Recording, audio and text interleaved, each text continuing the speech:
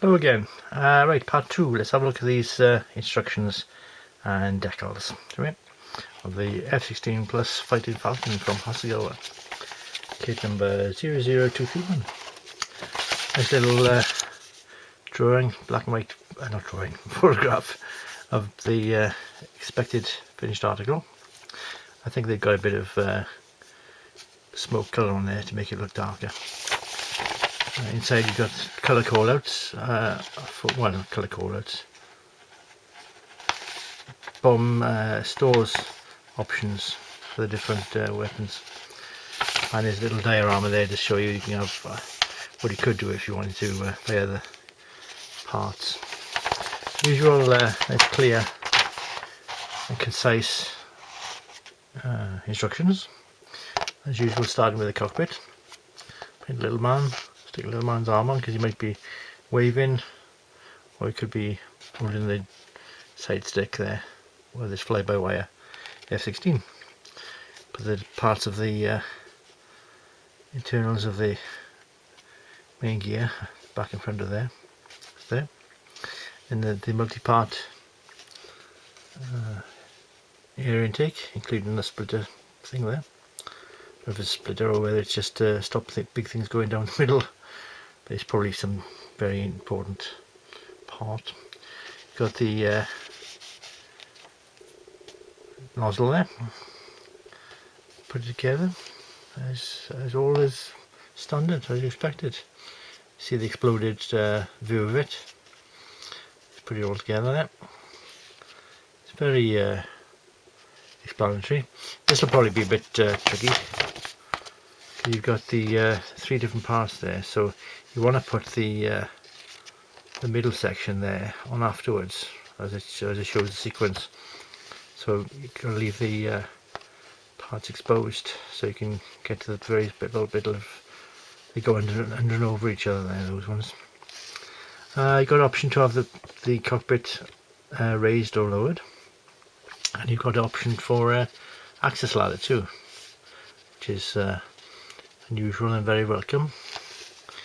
And you got all the parts mainly just stuck together, the stores and the tanks and the bombs and the missiles on the rails there, and you can put them where you want, well, where they're supposed to go or where you want. Got a nice little instruction there of the different colours in different languages. It's probably H for Hassegawa, but there's also other callouts for the descriptions. You've got 3 different options for what type of livery you want it in. You want the Gunsmoke exercise, I suppose it would be. 1983 in West Germany. Remember, before the fall of the Berlin Wall, in West Germany and East Germany. This is West Germany. And you got, that's the one from the box art, and you got the Wolfpack from Korea, based in Korea. It's the Kunsan Air Force Base at the time, tactical fighter wing. And you've also got Royal Netherlands Air Force, Volkel Air Force Base, Netherlands, the 311th Squadron, 311th Squadron. So that's in basic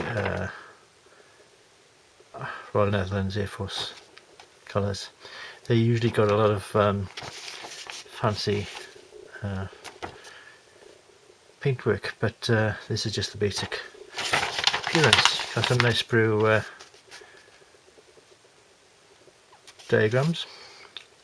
A little bit about the aircraft itself there, but all those you know a good F-16. Been going for years now, but it's still a great aircraft, really. I think one of my favourite jets.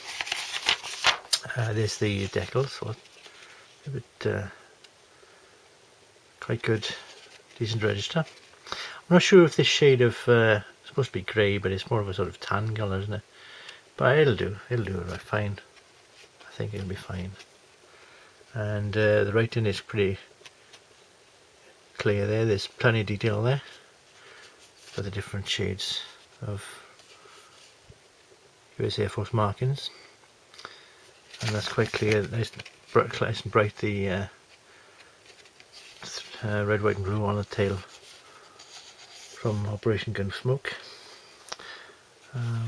Yeah, various different fuel tank valve points, and the see that the cockpit details, screens,